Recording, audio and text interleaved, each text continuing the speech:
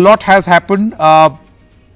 Kshitij Prasad, who has in fact been questioned by the Narcotics Control Bureau, has said that the NCB forced him to implicate Karan Johar.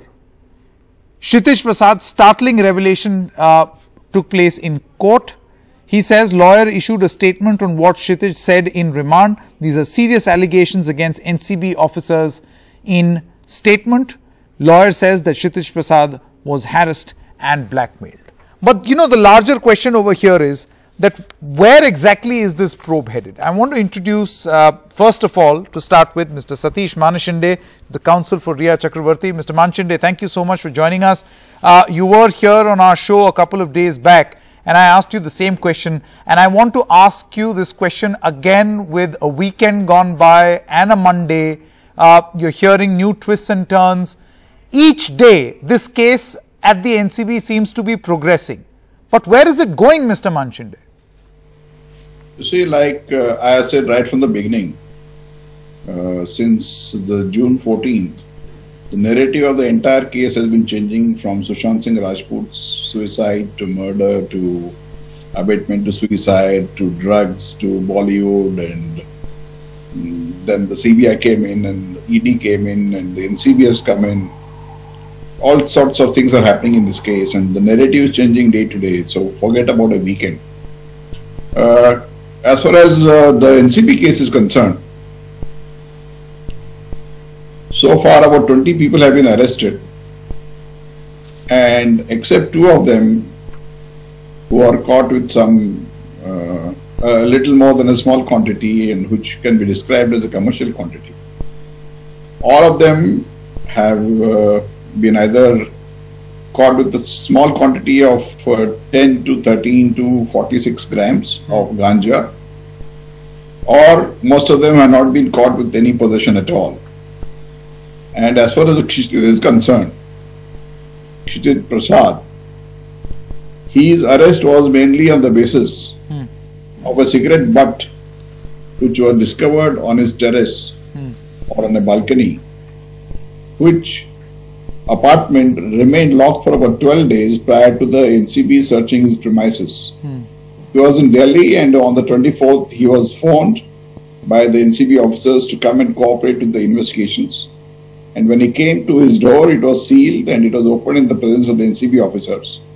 And on the basis of that cigarette butt, the investigating officers told him that this appears to be a ganja joint, and they picked him up and took him to the office. Till about 6:30 he was made to wait, and thereafter all the investigations took place. And the statement that I have released yesterday was the full text of what he said before the learned magistrate. And you can understand as to how the narrative of this entire case has changed. No, what seems to be the purpose, Mr. Manishinde, you know, in your wisdom, see, I have read this statement. This says that where Kshitij Prasad seems to be saying that he was told to implicate top Dharma Productions executives, told to implicate Somel Mishra, Rakhi, Apurva. NCB officers told me to implicate Neeraj or Rahil. These are all, of course, Dharma Production affiliates. NCB asked me to falsely allege they consumed drugs, and this goes on, so on and so forth. I want to ask you, what could be the purpose? See, because the original complaint was related to the murder under suspicious circumstances of Sushant Singh Rajput. That's what they were investigating, the drugs angle to it. Where exactly is this headed? Where? Well, I can't foresee where it is heading, but unfortunately, the entire narrative in this entire case has changed. And between you and me, they have registered 2 cases. One is 15 of 20, where it is being investigated by Deputy Director Malhotra, and 16 of 20 is being investigated by somebody else. And I am told the 15 of 20 is only in connection with the Bollywood stars and other people, against whom one of their own stars, who claims to have been a drug addict herself, made allegations that 90% of the Bollywood is involved in narcotics and drugs, which is totally, you know, hitting the industry below the belt and making wild allegations. For a drug addict to make such a statement that the entire industry, 90% of it, is consuming drugs is totally unwarranted, illegal, without any evidence, and a wanton allegation made. That is why the entire thrust of the matter is to investigate against the Bollywood. Some of them have come out openly and said that this is obviously fallacious and degrading for the entire industry. The entire industry is not made of a few drug addicts. She herself being a drug addict at one time, according to her own confession.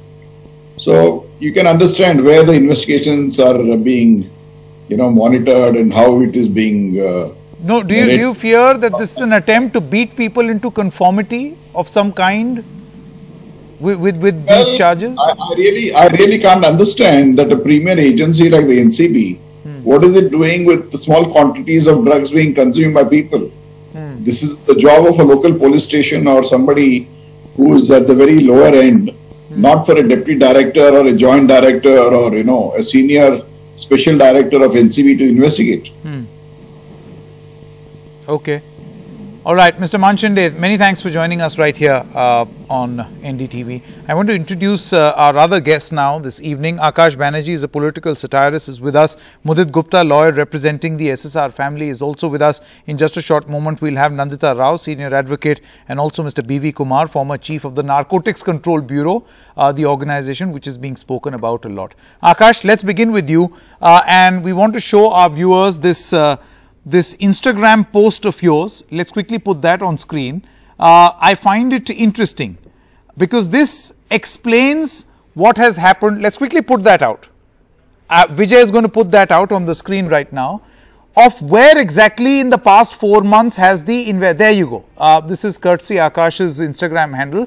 Justice for SSR, then nepotism debate, then Bollywood mafia debate, then you have Disha Salyan debate, murder debate, then underworld debate, Kala Jadoo debate, then Kangana debate, drug mafia debate, ultimately the grand culmination, or we do not even know if this maze is going to go on, in Deepika taking drugs.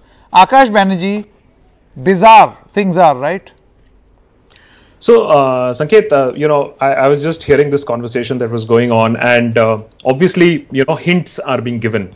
But, it's very easy to understand the chronology, as we say, and we did an episode on this. I mean, just look at the maths. I know we are not supposed to get into the maths, but just look at the maths. First, it was the liberal media, then it was the 70 saal wala opposition, then it was tukde students, then it is misguided farmers. There is a process of delegitimizing, discrediting institutions that is going on. And I think what happened in the last 100 days is that folks high above saw that people could be misguided. People could be used emotionally. And I am telling you honestly, there are fans of Sushant who honestly want the truth to come out. So I am at no point saying that this was a genuine uprising, masses being upset over the death of such a brilliant star. Correct. But when you see that people are being misled in this way, people are being completely brainwashed away from national issues, and there is no dearth of those issues happening, you want to take that step forward. And I think someone decided that this is the right point to hammer home and bring Bollywood into conformity. This whole issue is now going to see that nobody in Bollywood dare raise their voice. Otherwise, cigarette butts would be found, confessions would be made against them. So this is, what we are witnessing at this point of time is that the Bollywood industry being brought into conformity, and they brought it on themselves. They couldn't speak for anybody before them, and now they can't speak for themselves, and now they are being hammered. In fact, there is a deep division. You've got some members within the fraternity who are up in arms against their own. But, again, all for free speech as at this moment. But, the larger point over here, you said that people are being misled, or people are now, this serves the purpose to stay away from the core issues. Who's misleading? Because your chart seems to be a commentary on the media. Are people being misled by the media, or being misled by agencies, or like a divine force above all of these people? No, obviously there is a divine force. You see, everything is an act of God these days. So obviously there is some sort of a divine force that is coming and giving Y plus security. Sanket, how many people, how many citizens in this massive country of 1.3 billion get that of security like that? And I mean, are there no people under threat these days or what? So look at that. Look at the alacrity with which the enforcement agencies are working. I wish this was the case. The courts, the NCB, I would wish the NCW taking notice of anything anyone says. So you may say that, yes, this is some sort of a divine hand, invisible hand that is controlling everything. Look at the headlines of the media. Look at the consistent, persistent drive that the media has. And beyond a certain point of time, and I corrected myself also when I said beyond a certain point of time, I can't even blame the media, is because when the ratings came out, it was very evident that people want to watch this. They don't want to watch farmer suicide. They don't want to watch China. They don't want to watch GDP. Remember, on the day we had minus 24% GDP, the Sushant debate was still very much on. And I'm absolutely okay for a Sushant debate to happen. To his fans, to his family, my only request is, has the debate at all remained on Sushant? Or actresses who are making political careers are now talking about Donald Trump? Okay. Nandita Rao as well as Mudit Gupta are also with us. Mudit, let's begin with you. You heard the view of Akash Banerjee. Well, you know, he's known not to mince his words, and he has said it very, very clearly. Do you think that somewhere, as a lawyer representing the Sushant Singh Rajput family, you also feel that what started as a service, right? What started as a genuine cause, to address a concern that people may have, has kind of evaporated into something which is in the air. It's thin air. Well, certainly, Sanket. I think we've all lost sight of how this matter started, where it emanated from, and when you say we all, who do you mean? Who's we all? I am referring to the investigating agencies and the CBI. It appears that the main investigation has now gone on the back burner. It has taken a backseat, and now this has turned into a completely different investigation, which also appears is not even pertaining to the main issue at hand. It seems that when the matter was transferred to the CBI, when it was handed over, firstly it was dilly-dallied by the Bombay police. Finally it was handed over to the CBI, and we all expected to see some development and for the truth to come out. And we are all still eagerly waiting for it to happen, but it appears that it's just been lost sight of.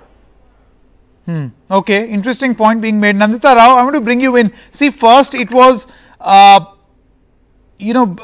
faith in Mumbai police, hand over the case to CBI. Now I see there is a campaign that no faith in CBI. So, I mean, where do we want, like, the International Court of Justice to carry out this investigation? What exactly do we want? So, Sanket, I as a lawyer and as a woman am very, very concerned with what is happening across India. Number one, all states which are not ruled, which are opposition ruled states, the police service is undermined there, and there's a media furor created that this police service is no good. And the moment the BJP starts ruling in that state, the same police service, the same IPS becomes the best service on earth. So, on the one hand, a federal structure which kept us protected against fascism, because no one person or no one government controlled the police services. So you couldn't intimidate the public, because at best you controlled one or two states. So, this is a trend that the media starts undermining the police investigation where it doesn't suit them, and where it is bizarre and it suits the narrative of a certain, right-wing group. There the media is, silent about it. Now, as far as the second aspect is concerned, I'm observing a witch hunt of women. And this witch hunt of women started with female students.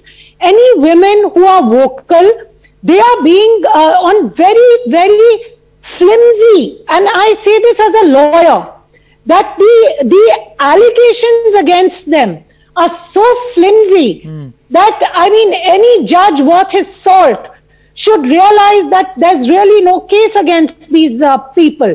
Yeah. So first one saw women students being picked up like this. Then the entire attack against this Riya Chakravarti. It started it's a murder. Then it became an abetment to suicide. The abetment to suicide allegations were just pure misogyny. And now, when you couldn't get evidence for anything, no, there was complaints of financial fraud as well.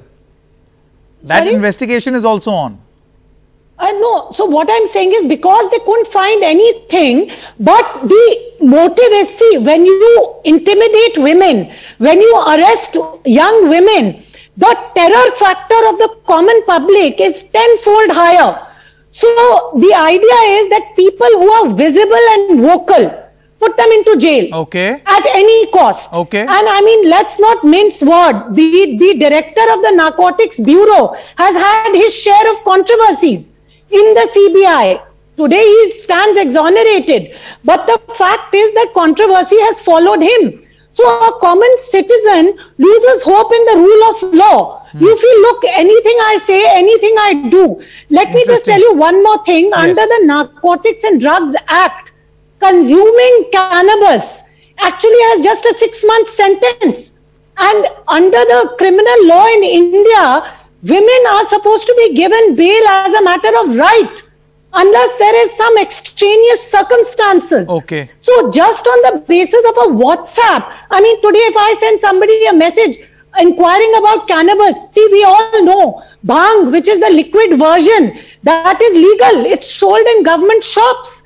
So for personal consumption based on a WhatsApp, which is not even proved, you are taking away people's liberty, young girls in their 20s. Okay, I think these are extremely important points being raised by Nandita Rao. B.V. Kumar, I want to come to you and then I'll come to you, Akash.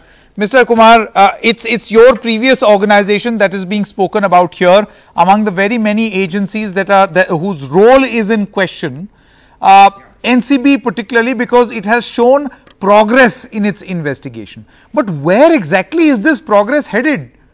I mean, I hope the NCB knows what it had set out to probe. And it's okay. I mean, while you probe, there is layers within layers, and then you suddenly figure out something more important. I can understand. But what does this agency want to achieve right now? As a former investigator, what comes to your mind? So normally, when they had this WhatsApp chat in Riya Chakravarti's mobile phones, then that led to further investigation, and it started with the peddlers, and from the peddlers, the names of other film actresses who were procuring drugs or consuming drugs came to light. So normally, when an investigating agency starts investigation and any information comes, they have to take it to the logical end. Here, what has happened is, from the peddlers, they should have gone upwards and found out who is actually supplying to the peddlers and peddlers to the consumers. But having got the information, what they should have done is, now they can't keep quiet. Once the information is available at the earliest possible time, they have to complete the investigation at the loose ends. That is, from actress to actress, it went on. Now, in the latest, the name of Karan Johar, rightly or wrongly, has been implicated. Yeah, Kshitij Prasad. Now, in his statement, he is supposed to have mentioned that, but his legal team have denied that statement has been obtained under pressure and other things. So it's for the judge, the honorable judge, to decide whether it was under pressure or acceptable. Normally, what an accused have to do is, when he is first produced before the honorable judge, he has to, in case there is a pressure, he has to clearly tell, sir, my statement was recorded under pressure or torture. No, Kshitij Prasad, see, the NCB on Kshitij Prasad says that he was arrested as some incriminating evidence was recovered from him, which we now know was a cigarette butt. Kshitij Prasad was placed under arrest after following due process of the law. This is what NCB says on his arrest. He also was allowed to meet his father-in-law and wife. Kshitij Prasad was not cooperating with the investigation. Request to grant NCB custody on the 27/9/2020 was made, and then so on and so forth. So they're giving out their version. But again, my larger point here, Mr. Kumar, is to what end? What is this investigation? What is the NCB actually trying to achieve? Or are they on a wild goose chase that they will one fine day discover something? No, only one point before I go to the larger issue. Yeah.